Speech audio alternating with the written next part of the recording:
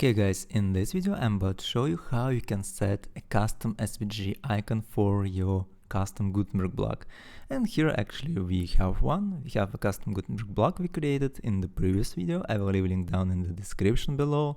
And this block has an icon.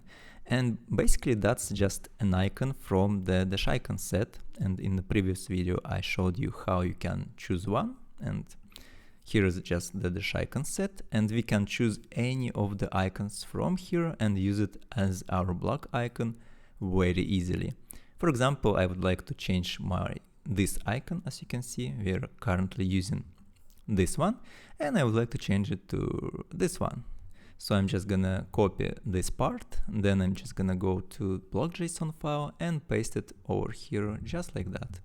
And then if I go back to my Gutenberg editor right here, I can see that right now I have another icon in my Gutenberg block. And but right now I'm about to show you how you can choose literally any SVG icon for your Gutenberg block.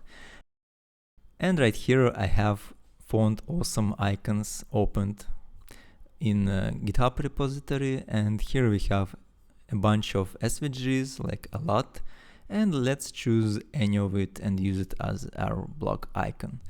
And we can use like paste, moon, but I guess it would be better to use something related to a subscription form.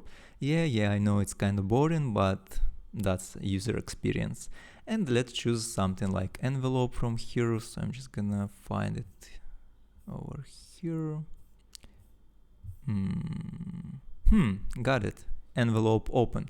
We can use actually this one as our block icon. Okay, and here we have our SVG and we need its code. So we need to switch to this tab. And let's copy it from here. So I'm just copied this part. And then we need to go back to our block files. And guys, I read your comments and some of you suggest to use the SVG directly in the block.json file.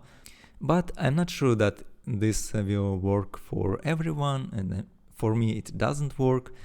And I recommend you to remove the icon from here and then go to your register block type function and to use SVG over here. So we need to provide an icon like this, and it's going to be an object, and its source is going to be our SVG.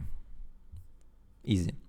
And then let's remove the part we do not need. It's like the comments. We do not need that. And let's make it look a little bit more nicer like this. Do not forget about comma over here. And yeah, I guess we also need to provide like width and height. But anyways, let's just check it out what we have at this moment. So we go back to our block editor. And yeah, right now we have a new SVG icon over here and over here as well, but it is kind of huge, right guys? So let's try to make it a little bit smaller. So first of all, let's provide its width and height, and like this. Actually, you can edit your SVG icons before you're using them in the block editor, because right now it's not like that simple. So for example, let's just inspect this element and try to make the changes over here. For example, let's increase this part.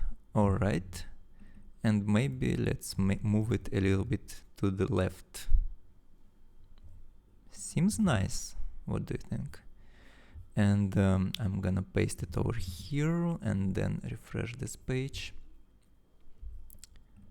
Okay, and now we have it. Now it works. And it is exactly the same size as any other Gutenberg icons over here. That's great, guys. And one more thing I wanted to show you is how to change the icon color. And please do not do that if it's not really necessary, but I'm gonna show you anyway. We can just provide one more property over here, foreground. And we can choose, for example, it's gonna be red color, like this. On that save, go back here. And right now we have a red icon for our custom block. Guys, I do not recommend to do that unless necessary, so I'm just gonna remove this part. And just to double check. Yeah, now everything is great. And yeah, that's how to set a custom SVG icon for your Gutenberg block. And thanks for watching. Have a great day. See you in the next video. Bye.